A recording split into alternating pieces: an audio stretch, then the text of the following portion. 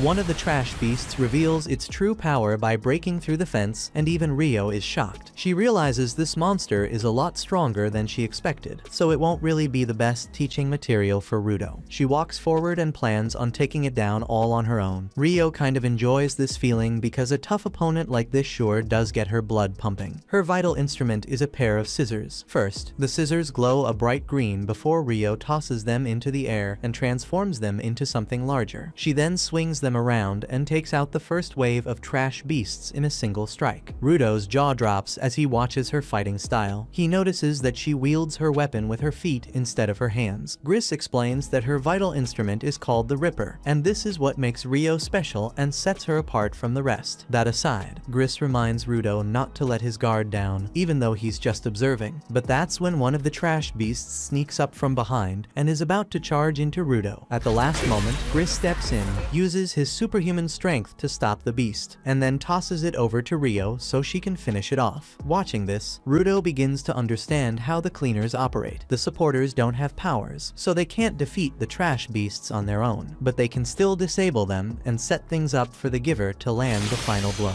It doesn't take long for them to defeat all the level 1 trash beasts. Now, Rio turns her attention to the final boss. The supporters are on their way to give Rio some assistance on the front lines, but that's when one of the level 1 trash beasts sneaks up and trips one of the supporters, causing him to fall to the floor. He's about to get eaten by the beast, but Rudo jumps in and blocks it at the last second. He doesn't just want to be a burden to them, he's doing everything he can to be helpful. This moment gives him an adrenaline rush, so he turns the pole he's using into a vital instrument. The shape of the pole changes into a spiked barrier, but unfortunately, Rudo still doesn't know how to control his power, so all he can do is hold his weapon and stare at the beast. It doesn't take long before the trash beast breaks through, but Rio swoops in at the final moment to save him. Rio is impressed to see that Rudo instinctively rushed in to save one of the supporters. That's a quality of a good cleaner. After that, the supporter admit that he got careless and thank both Rudo and Rio for saving him. Gris then asks Rio whether she was able to defeat the final boss. Rio explains that she tried slicing it in half, but that didn't work. She even struck it several more times with her vital instrument, but it still wouldn't go down. It's kind of strange to see a trash monster that's immune to attacks from a vital instrument, but Rio isn't all that concerned about it. It's still a trash beast after all, so she just plans on dicing it up until it can't move. Hearing that, the supporters wish Rio good luck and say they're heading back to headquarters to report what happened. Wasting no time, Rio leaps into the air and starts slashing the trash beast all over its body. The monster screams in pain and tries to shake her off, but she manages to hold her ground. She cuts off all the tentacles on its head and spots a weak point, a small patch glowing orange, but before she can strike it, the monster regrows its tentacles and goes berserk, launching an attack that makes the ground crumble beneath Rudo. As Rudo falls to the ground, he thinks about how he always said he'd avenge Rigto's death and get back at all the jerks in Sphere, but now he can't even control his power and ends up being a burden. Just as he's about to fall into the pit, Gris catches him in time and pulls him out, throwing Rudo over his shoulder. Gris runs as fast as he can back to base. He doesn't know why Rudo froze up at the last moment, but he gives him one piece of advice. If you have a goal, run toward it with everything you've got and achieve it while you still can. Meanwhile, Rio managed to catch the trash beast while it was distracted, so she uses her scissors to strike through its core. It then crumbles to the ground, signifying that it's been defeated. Rudo and Gris rush back to see if the monster was really defeated, but when they get there, they're shocked to see Rio holding a paper cutter. They learn that this paper cutter was a vital instrument that had been powering the trash beast the entire time. Gris notes it's not even possible for a trash beast to possess one. Elsewhere, one of the men who tried to sell Rudo's body parts wakes up from a trance, confused about where he is. In front of him stands a strange-looking man in a hood, who asks him where the Spherate kid is. In the middle of the night, Zanka wakes up for a quick bathroom break. On the way there, he hears loud noises from the cafeteria and decides to check it out. Inside, he's surprised to see the cleaners have thrown a party. He spots Rio, walks towards her, and asks what's going on. Rio says it's just a small welcoming party for Rudo. Zanka doubts everyone came for Rudo and figures they're really here for the free drinks, but Rio says that's fine. It's a good chance to relax now that the boss is away. Zanka looks around and notices Rudo, but he's clearly not enjoying his own party. Rio explains he's upset because his vital instrument failed during yesterday's job. He's been in a bad mood ever since. Speaking of yesterday, Zanka heard they fought a strange trash beast and asks for details. Rio says it wasn't like anything they'd seen before. Its core wasn't anima, it was an object, which she thinks was a vital instrument. The idea of a trash beast being created and powered by a vital instrument really worries her. She says she has no idea how to handle it, and her mood turns sad. Zanka starts to feel bad for her, until her expression changes and says she just left that job to the higher ranked members and came back here to eat and relax. Zanka rolls his eyes, realizing she hasn't changed one bit. Meanwhile, Rudo is still sulking over his poor performance in battle. That's when someone approaches him. He introduces himself as Gris Rubian, one of the supporters from yesterday's battle. Gris tells Rudo he actually did great. He even protected Follow from being eaten by a trash beast. Rudo isn't sure who Follow is, so Gris explains he's the young supporter with goggles. Even so, Rudo still isn't satisfied. Back then, he couldn't control his power when needed, so Gris and Rio had to step in. That's how he always was at Sphere, always losing his cool and making mistakes. With Regto Ruto cleaning up after him. He wants to get back to Sphere quickly, but feels he hasn't improved at all. He keeps calling himself a worthless piece of trash. After hearing all this, Gris simply says, "Thank you." Ruto lifts his head in confusion. Gris explains that most people, when they see supporters like them, just call them powerless weaklings. Even some cleaners once thought that about them, but Ruto never treated him that way. Gris then points toward Follow and says he joined the cleaners to help clear out trash beasts, but everyone knows you can't kill a trash beast without powers. That's why Follow is building his own vital instrument, hoping to become a giver one day. Follow has vowed to stay a supporter even if he becomes a giver, just to prove his haters wrong. He's working hard to make that happen. Gris tells Ruto to forget about chasing strength just to be what others expect. Instead, he asks what Ruto has always wanted to do. Before he came to the surface, before all the bad things happened, was there something he always dreamed of? Ruto thinks about it, but can't give a clear answer. Gris tells him to remember his original goal and return to his first principles. If he can do that, his true path should appear. As Gris pats his head, Ruto starts getting emotional, almost tearing up, when Injin suddenly lands on his shoulder. Injin notices Ruto's been quiet all night and asks if he's eaten. Rio cuts in, warning that if he doesn't eat soon, the others will take his food, even though it's his party. Zanka tells Rio she's not the one to talk since she's eaten more than anyone here. Gris and the others invite Ruto to try the food before it's gone. Slowly, Ruto stands and follows them. A minute later, he's stuffing his face with pizza when a cleaner blasts loud music, grabs a spray can, and starts painting the wall. Injin tells Ruto this guy's called Gob. He never lets anyone tell him what he can or can't do. As he sprays, other cleaners complain about the awful smell, but Gob ignores them. Meanwhile, in the underground lair, the man who tried to kidnap Ruto is being tortured by an unknown figure. The man begs for his life, saying he's told him everything. The figure realizes he's no longer useful and kills him instantly. His next goal, track down Ruto, the spherate giver he's heard about. Elsewhere, Semiyu gets an important work call. Minutes later, she gathers the cleaners and announces they've just received a new request. Before Semiyu can give the mission details, Zanka interrupts and asks why Ruto is here. He knows he's supposed to be Ruto's trainer, but thought that would happen after Ruto officially joined the team. Ruto isn't a real cleaner yet. Semiyu explains she called him because the mission is connected to him. She explains that a merchant was attacked by a trash beast while crossing a polluted zone. The creature stole the merchant's valuable cargo. Their request is simple: kill the beast and retrieve the cargo, which is a living person who came down from Sphere. Ruto gasps in shock. Semiyu adds that finding two living spherates so close in time is rare, so she figured he'd want to know. It might even give Ruto a clue on how to return to Sphere. Gris guesses Ruto must have mixed feelings, so he says it's entirely up to him whether he comes or not. Ruto knows he still can't use his power properly, meaning he could be a burden that needs protecting, but the chance of getting a clue to return home is more important, so he decides he'll go. Semiyu says she originally planned to send Injin with them, but he had another job, so he trusted the mission to Zanka. She believes they'll be fine as long as Zanka goes too. With everything explained, Zanka takes the lead as they set out. Ruto walks beside Gris and notices he doesn't carry a weapon. Gris says he has a knife for self-defense, but usually fights barehanded because that's what he's used to. Follow joins in, telling Ruto that Gris carries a special talisman he prays to every time, asking for everyone to return safely. Embarrassed, Gris tells Follow to shut up. He shows Ruto the talisman, saying it's just a cheap trinket he bought in a shop. He thinks it's fine. Praying never hurt anyone. That's when a strange-looking woman sneaks up from behind. She says she's the merchant who hired them and will guide them to the trash beast's lair. Hearing she's the client, Ruto quickly bombards her with questions about the spherate she found. She explains she was transporting her cargo when she stumbled upon them and took them in. Unfortunately, they were unconscious, so she never got to ask them anything. The woman says she's worried about the spherate, which is why she's so eager to get them back from the trash beast. Ruto starts to suspect she planned to sell the spherate, but she denies it, insisting she was genuinely concerned. With that, they continue their journey. Zanka doubts the spherate is still alive. Trash beasts attack humans on sight. Still, he finds it strange for a trash beast to kidnap someone instead of killing them. Things have been changing lately, and it doesn't sit right with him. The woman points to a nearby building, saying the trash beast ran inside with the spherate. A few moments later, the cleaners enter carefully, staying on guard. Soon, they spot someone tied up ahead and assume it's the spherate, but then the woman starts acting strangely, pushing them toward the center of the room. Once everyone is there, they realize the hostage is just a doll. The woman signals someone to hurry and capture the spherate kid, then backs away. Just then, the floor collapses, and the cleaners fall 2 levels underground. The woman points at Rudo, declaring she's trapped the spherate giver. Zanka instantly realizes they've been set up. Two figures carrying glowing purple lanterns emerge from the darkness, announcing they're here for Rudo. Gris knows Rudo has no idea who they are, so he quickly explains. They're raiders. They began as common thieves, but in recent years their methods have become more brutal. There are even rumors they've been involved in shady experiments. Gris warns they must be cautious. Every raider is a giver. He orders the support team to secure an escape route while he and Follow protect Rudo. Before leaving, Gris asks Zanka if he can handle the fight. Zanka says yes and tells Gris and the others to evacuate fast. As they run toward the exit, Rudo asks why they're retreating. He thinks even he could take on those raiders. But Gris tells him these aren't like the kidnappers he first met here. Right now, their top priority is getting out safely, since they don't know the raiders' powers. Hearing that, Rudo can't help feeling like a useless burden who can't protect himself. Meanwhile, Zanka talks with the raiders, saying he's not surprised by the ambush. He knew it was only a matter of time before they tracked Rudo down. He assumes they just want to sell Rudo for a high price, but the raiders say they're not planning to sell him. Instead, they want to learn more about the sphere, and they figure asking a living spherate is the fastest way. They're especially curious how he crossed the border without dying. Zanka couldn't care less about the sphere, so if this was all a trap for Rudo, he figures that means there's no trash beast to fight. The raiders admit there might not be any trash beasts, but there are several mud marionettes. From the strange old woman to the collapsing floor, Zanka starts putting the pieces together. Suspecting this is one of the raiders' powers, Zanka activates his staff and easily takes down the mud dummies at first. But things aren't as simple as he thought. One of the raiders is hiding among them, disguised as a dummy, and lands surprise attack on him from behind.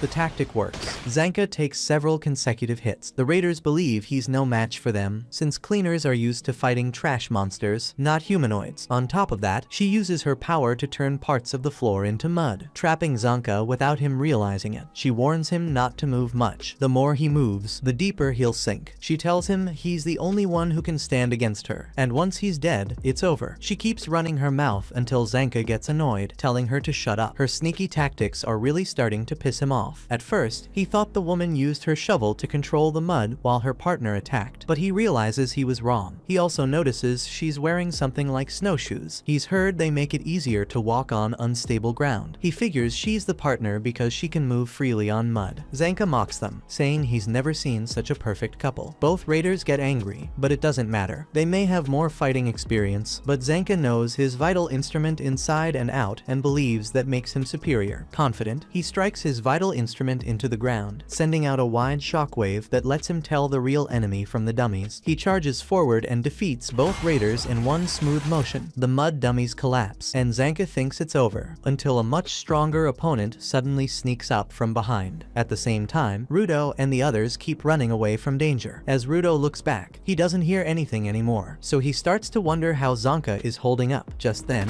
the supporters suddenly come to a stop because they've finally reached the exit safely. Gris manages to force the door open, and when he looks inside, he notices they won't be able to use their chokers down there, so he tells the others to head up top and call for backup. In the meantime, Gris says he'll go back to check on Zanka, but before he leaves, he freezes when he hears footsteps coming toward them. Gris immediately assumes it's Zanka returning from the fight, so he calls out, asking if he's hurt. Instead, a raider with dreadlocks named Jabber steps out from the darkness and gives them a cold stare. He studies Rudo's face and body for a moment, then confirms he's the spherate giver. Right after that, Jabber leaps to the wall behind them and smashes the exit with his bare hands, blocking the escape route. As the dust settles, Gris realizes this is bad. There are way more raiders than he expected. Jabber admits he overslept and came late, but even then, he didn't think they'd make it this far. Gris demands to know where Zanka is, but Jabber ignores him and keeps his attention on Rudo. He tells Rudo to come with him because someone very important wants to meet him. Then he rips off Rudo's gas mask, saying there are no trash beasts around here, so he doesn't need it. Rudo angrily demands to know what happened to Zanka. Jabber replies that he didn't kill him, only knocked him down, since he prefers to go easy when the opponent is strong. However, he injected Zanka with his venom, so now Zanka is lying there paralyzed. After saying that, Jabber summons his vital instrument and orders Rudo to follow him. That's when the supporters launch a combined attack, but Jabber easily counters it. Afterward, Gris steps in front of Rudo, boldly declaring that he'll do whatever it takes to protect his team, even if it costs him his life. Hearing this, Jabber realizes Gris is one of the supporters. To him, supporters are nothing more than weaklings pretending to be heroes. Jabber then then draws his vital instrument and gets ready to strike. Rudo shouts at Gris to move aside, insisting he can handle Jabber himself. He keeps yelling, but Gris doesn't respond and refuses to move. The next moment, Jabber coldly declares that Gris is already dead because he has just stabbed him in the stomach with his claws. Rudo's eyes widen in fear as he watches Gris's blood-stained talisman fly through the air. In a flashback to when Rudo was still living in Sphere, Recto had just returned home from a long day of work, only to find Rudo banging his head against the wall. Alarmed, Recto rushed over to stop him, and when he did, he noticed Rudo's forehead covered in blood. Rudo collapsed onto the ground, telling Recto that since he was told not to hurt others, he thought it was better to just hurt himself instead. Hearing this, Recto sighed and firmly told him that wasn't okay. He asked Rudo what could have possibly driven him to do something like this, but Rudo couldn't give him an answer. All he could describe was an angry feeling that rose inside him, and the strange part was that he had no clear reason for being angry. Listening closely, Recto realized that Rudo had convinced himself he was worthless ever since he was abandoned as a baby. Recto figured that miserable emptiness must have slowly turned into anger over time. With that in mind, Recto stood up and told Rudo they should go outside together once his wounds were treated. Recto explained that one of the reasons Rudo felt so empty was because he hadn't found what he liked yet. That day, Recto wanted them to go out and experience new things together, little by little, until Rudo could discover what made him happy. Over time, Recto said, Rudo's empty room would be filled with things he liked, but when the day came that Rudo wanted to bring a girl home, Recto asked him to give a warning first. Just as planned, the two of them spent the afternoon trying different sports and activities. At the end of the day, Recto admitted that while Rudo showed some interest, they still hadn't found the activity that truly clicked with him. Still, Recto reminded him this was only the first day, and there would be many more to explore. Just then, Rudo's attention shifted when he saw a man responsibly throwing away his trash. Rudo immediately ran over, dug through the dumpster, and pulled something out. Dropping to his knees, he began to cry as he held a slightly roughed-up mask that had been thrown away, even though it wasn't broken. Recto asked what was wrong, and Rudo explained that while the mask was a little damaged, it still had plenty of life left in it. Watching this, Recto realized this was more than just Rudo's imagination. He genuinely saw value in things others considered worthless. Reliving that core memory now awakened Rudo's true power. Holding Gris's talisman, a red aura flared around him. Gris watched in shock, realizing this was the real reason Rudo couldn't use his vital instrument in the past. They had been wrong all along. Rudo's power wasn't about turning objects into vital instruments. It was about bringing out their true and complete worth. Before their eyes, Gris's talisman transformed into a giant magical creature with a single eye at its center, fully under Rudo's control. Jabber was so amazed at the sight that he began to drool, unable to contain his excitement. Curious, he asked Rudo if that was his vital instrument and what powers it held. At that moment, Rudo looked back at Gris and realized it was Gris who had helped him awaken this power by guiding him to relive that core memory. If Gris hadn't pointed it out, Rudo knew he would still be lashing out blindly. But things were different now. He swore to prove Jabber wrong and show that everything he had been mocked for was meaningless. Jabber, however, found Rudo's anger fascinating. To him, nothing was more entertaining than facing a strong opponent. With a grin, Jabber drew his claws and said he wanted to have some fun with Rudo before dragging him back to headquarters. Meanwhile, Follow tried to stop the bleeding from Gris's wound, but he began to panic when it wouldn't stop. Even so, Gris reassured him not to worry and calmly said he would be fine. More importantly, Gris admitted that the reason Rudo couldn't use his vital instrument during their last mission was because he had been overwhelmed by too many emotions at once, clouding his true purpose. Now that Rudo had realized that purpose, Gris was certain there was nothing left to fear. At that moment, Jabber lunged at Rudo, but Rudo slipped past the attack with ease. Jabber's eyes widened in shock. He complained that this wasn't any fun and immediately unleashed a furious barrage of strikes. Yet Rudo dodged every single one. Stunned, Jabber realized none of his attacks were landing. Rudo then explained that Gris had used his talisman to pray for everyone's safety, and in return, he intended to honor that prayer with the strongest defense possible, by avoiding every attack. Hearing this, Jabber assumed Rudo's ability was some kind of power that allowed him to dodge attacks, but Rudo corrected him, saying he hadn't moved a step. It was actually Jabber who had been forced aside at the very last moment. Jabber couldn't make sense of it, so he charged in again, determined to land a finishing blow. But just before he could connect, the talisman detected his hostile movement and froze him in midair, leaving him wide open for Rudo's fist. Rudo landed a clean punch across his face, and though Jabber slid backward, he stayed on his feet. Blood dripped from his his nose as his excitement grew. He had finally figured out Rudo's power. Rudo's ability was to summon that magic creature and use its eye to control the flow of movement. From there, all Rudo had to do was strike directly. Rudo reminded Jabber that he had said he wanted to play before capturing him, so Rudo declared he would keep playing until Jabber was nothing but a heap on the floor. Jabber tried a sneak attack next, but the eye detected him instantly, letting Rudo land another punch. Changing tactics, Jabber tried to confuse the talisman's eye by darting around at high speed. He even hurled heavy cement blocks at Rudo as a distraction before attempting to strike from behind. But once again, the eye detected him, and Rudo countered with a clean hit. Even as the battle turned against him, Jabber refused to back down. He charged at full speed, attacking again and again, only to be tracked by the eye every single time, and each time, Rudo's punches landed squarely.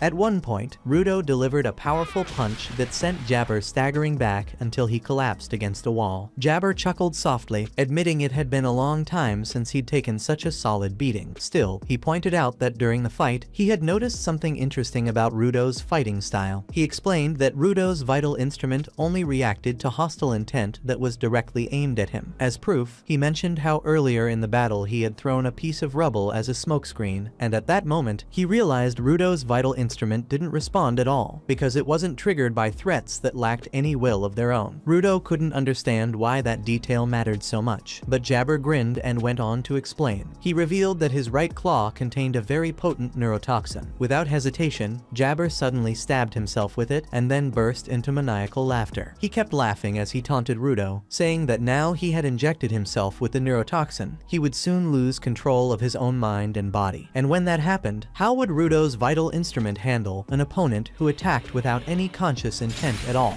In the next moment, Jabber suddenly awakens, screaming at the top of his lungs with his eyes completely white from madness. He spins into a dash attack aimed at Rudo, but Rudo narrowly dodges at the very last second. Realizing that Jabber is far stronger than before, Rudo wonders how that could even be possible. As he searches for a way to counter Jabber, Rudo glances to the side and spots Follow giving first aid to Gris. At that instant, he realizes that continuing the fight here will only put Gris and Follow in serious danger. He quickly tries to draw Jabber away from them, but Jabber immediately closes the distance and strikes again. Rudo attempts to use the talisman to control his movements, but to his shock, it fails to activate. He barely manages to catch Jabber's punch with his hands and uses sheer raw strength from his vital instrument to throw him off. Unfortunately, the impact isn't enough. Jabber climbs back to his feet within seconds. Seeing this, Rudo realizes that Jabber has thrown himself into a berserk state by overdosing on his own poison. Since Gris's talisman only reacts to hostile intent, it offers no protection against Jabber in this condition. Rudo is stunned that Jabber has already figured out such a counter in such a short time. Looking at him now, Rudo realizes Jabber has become what people call a masochist. This thought brings back a childhood memory when bullies in his neighborhood mocked him, calling him a masochist because he refused to fight back. After that beating, he ran straight to Recto to ask what the word meant, only for Recto to admit he didn't know either. Back in the present, Rudo realizes he has no idea how to fight someone like Jabber in this state. Jabber charges with murderous intent, forcing Rudo to desperately dodge blow after blow. But then, Jabber winds up for an attack that Rudo knows he cannot possibly avoid. At the last moment, a vital instrument cuts through the air, intercepting the strike and saving Rudo. When Rudo looks closer, he immediately recognizes the blue staff. Turning back, he sees Zanka, glaring fiercely. Zanka tells him that he's already done more than enough, and from here on, he'll take over. Rudo rushes closer, asking how Zanka managed to survive the poison. But Zanka just replies that Rudo shouldn't underestimate him. That aside, Zanka points out that he noticed Rudo finally got his vital instrument working, and admits it looks pretty cool. But Rudo quickly warns him that the ability doesn't work on Jabber while he's in berserk mode. All he can do right now is dodge. Zanka then asks if Rudo's vital instrument is triggered by hostile intent. When Rudo confirms and asks how he knew, Zanka explains that he had been observing the fight for a while before stepping in, analyzing how the ability worked. With that, Zanka proposes a plan. Since Jabber's legs are broken and his movement is limited, they can use Rudo's weapon in a different way. He asks Rudo to let him hit him. Rudo is taken aback by this strange request, but Zanka clarifies if he strikes Rudo, it might trigger the talisman to pull him straight toward Jabber, allowing him to deliver a clean hit. And since Zanka's blue staff has longer reach than Rudo's fists, it should land before Jabber's claws can. Rudo hesitates, pointing out that that if Zanka's theory is wrong, he'll just end up getting punched for nothing. Zanka shrugs, confirming that if that happens, he'll simply have to endure it. Before they can continue, their conversation is cut short as Jabber rises once again and launches a devastating attack. Both Rudo and Zanka barely manage to dodge. After that, Zanka warns Rudo not to let his claws touch him, because even the tiniest scratch would be enough to put him down for good. Rudo, however, tells Zanka to go ahead and strike him. So, as Zanka gets ready to unleash a full attack, Rudo's vital instrument immediately reacts, pushing Zanka right in front of Jabber. With perfect timing, Zanka slams his staff into Jabber's face. Both Zanka and Rudo are left speechless for a moment, shocked that it actually worked. Jabber quickly charges back at them, so Zanka goes in again to strike.